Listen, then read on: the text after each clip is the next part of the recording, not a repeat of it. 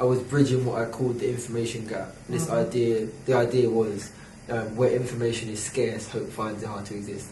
You know, how can people possibly hope for something they have little or no knowledge about? And you know, that was more so around university students, people in the community, how they access these industries.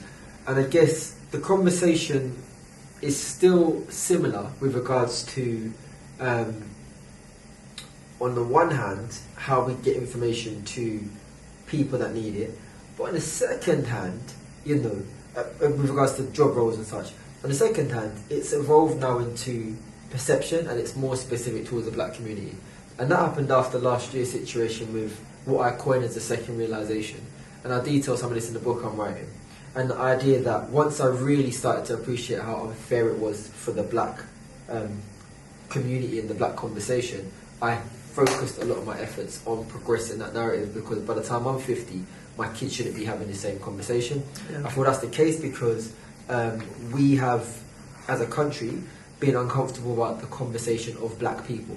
I used to say we were uncomfortable about the conversation of race, but actually we're not uncomfortable about race. We chuck out BAME, Asian all day long. But as soon as we start saying black, people are like, maybe we shouldn't be too specific. And then linking that back into kind of what I talk to companies about now, it is very heavily about how we progress the conversation of the black narrative and how we start to compartmentalise lived experiences. I think it's very disingenuous of anyone that doesn't have a lived experience to speak on behalf of it or to spearhead that conversation.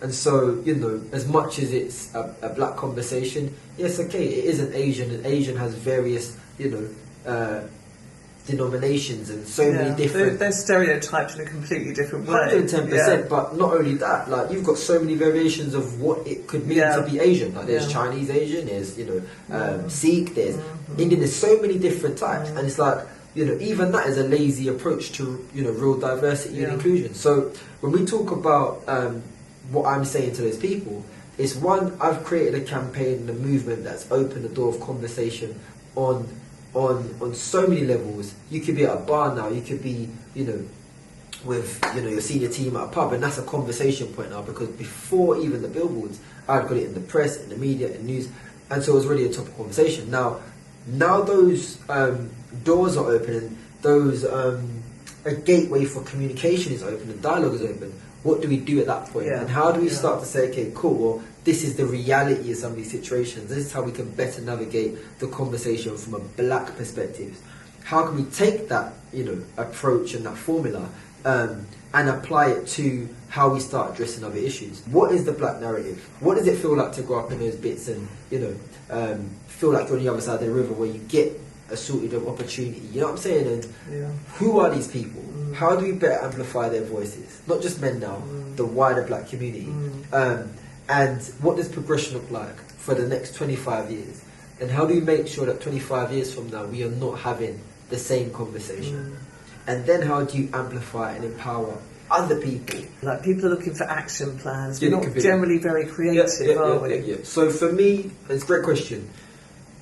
For me, personally, they need to start getting comfortable with saying black and supporting black. Because I ain't going to change. First. And then, when we get comfortable with doing that, let's start organising moments that are curated towards the black community to start bridging that gap. Now again, I talk about this very primary level approach whereby we start to change the language, the tones, the perception. But then there is a secondary approach and there's a tertiary approach. And I'm not going to do all of them necessarily. But the primary, I think, is very integral to the doors opening up for some of those secondary and tertiary things to really be fruitful. Start sort of kicking them off. Well, some of the people are already doing things in the community, but people couldn't point to who because they've not been amplified.